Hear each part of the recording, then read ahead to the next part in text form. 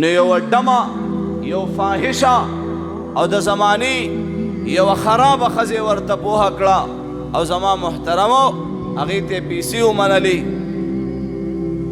چې زه خلق را جمع کوم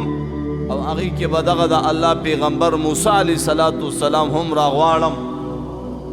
او ته به په دې ټک مجلس کې پاسې او په موسی علیه السلام باندې با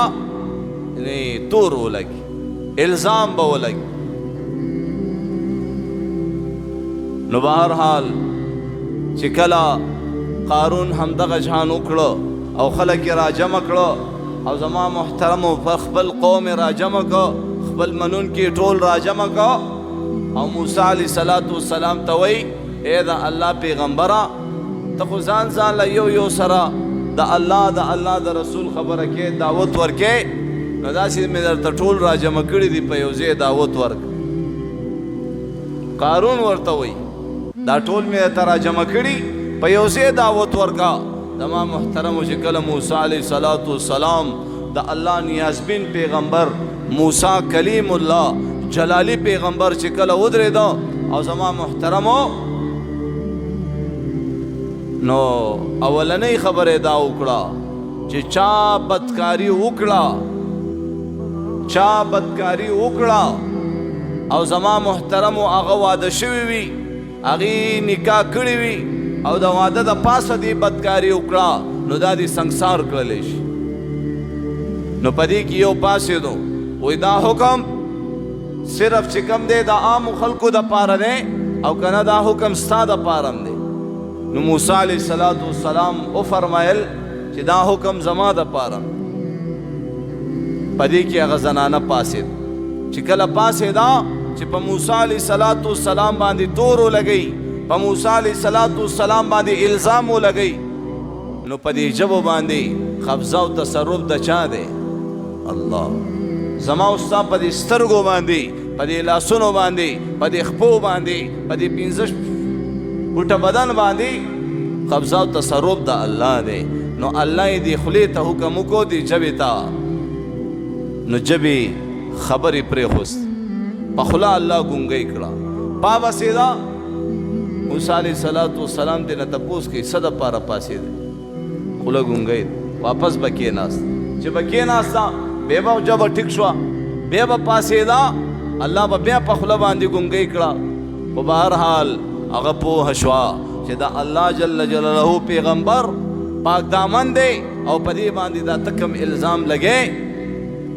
دا بالکل څه ځای نه نیسي. په خپله باندې پاسېده او زما محترمو د قارون ټول مکر و فریب د موسی علیه السلام مخې ته بیان کو چې دا زه بار پاسم،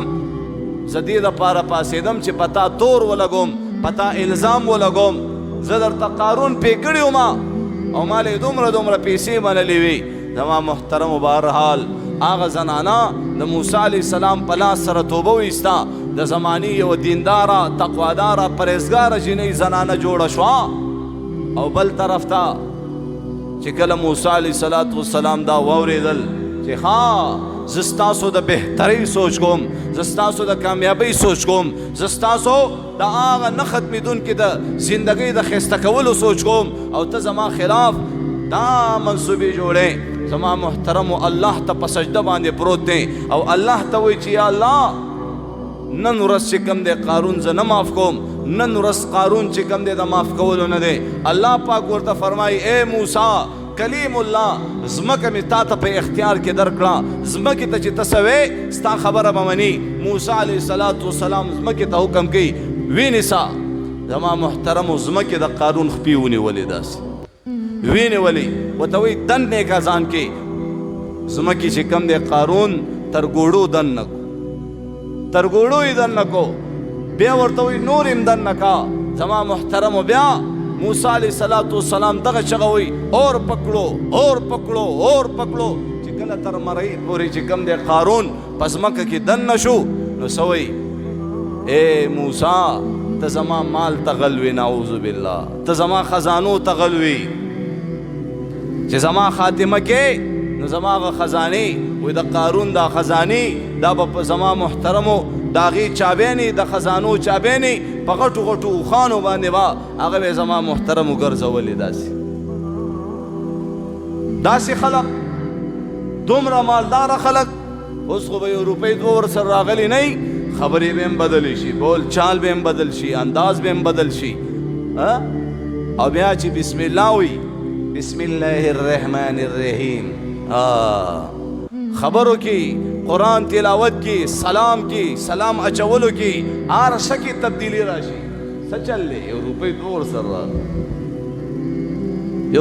ورسره راغه بیا به زما محترمو هغه لاس به یو مسلمان سره میلاوي او دوه ګوتې به میلاوي یعنې دا چل به ورته داسې کوي دا د ګنده نطفې نه جوړ انسان دا بیا په دې مال باندې دومره عقل کوي لیکن قارون ته نه ګوري چې د هغې نه څوک مالدار تیر شوی دی د هغې د خزانو چابینې به په اوښانو باندې ګرځېدې لیکن عقل یې کو تکبر یې کو نافرماني وکړه انجام ته ورسېد اما محترم خو چې کله آواز کوي چې زما هغه خزانې موسی علیه السلام حکم کوي راوړئ هغه خزانې ورله راوړي او د پاسې زما محترمو پې کېښوستې هغه خزانې د قارون د پاسه روانې دي او دا قارون په دې یو خپه باندې داسې چورلي او لاندې روان دی او قیامت تر ورځې پورې به دا په ځمکه کې لاندې روان قیامت تر ورځې پورې اوس هم روان دی څومره زمانه تېره ده اوس هم قارون په ځمکه کې لاندې روان دی ورونو درخواست کوم د مدرسو خلاف تحریکونه مه چلوئ د مدرسو خلاف مه پاسئ د علماو خلاف مه پاسئ دا والله العظیم د الله عذاب له دعوت ورکول دي تاسو وګورئ دا لوی لوی اکابر وګوره دا لوی لوی علما وګوره دا د کوم ځای نه فارغه دي مولانا بجلیګر صاحب رحمت الله علیه د مدرسې نه فارغه شوی شیخ حسن جان شهید رحمت الله علیه دا د مدرسې نه فارغه شوی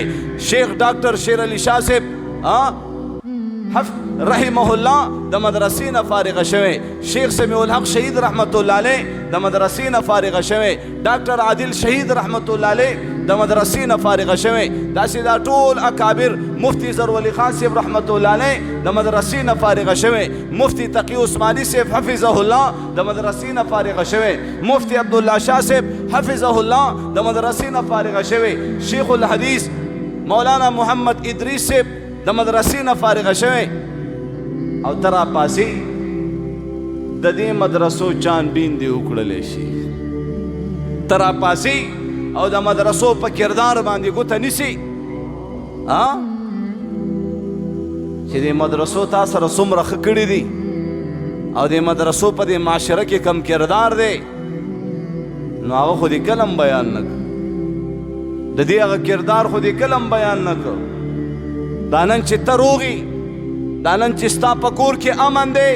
دا نن چې په معاشره کې امن دی زما او ستا لور خور په بازار او په لار او کوڅه کې پر امن او په حفاظت کې روانه ده د الله په ذات مې دې قسم وي په دې کې د مدرسو او د دې علماو غټ کردار دی چې دې علماو او په دې مدرسو کې ستا بچي ته حیا وښودلی شوه د ښځې او د خور تمیز وښودلی شو چې دا دې ښځه ده او دا دې خور ده نو په ایمان ووایه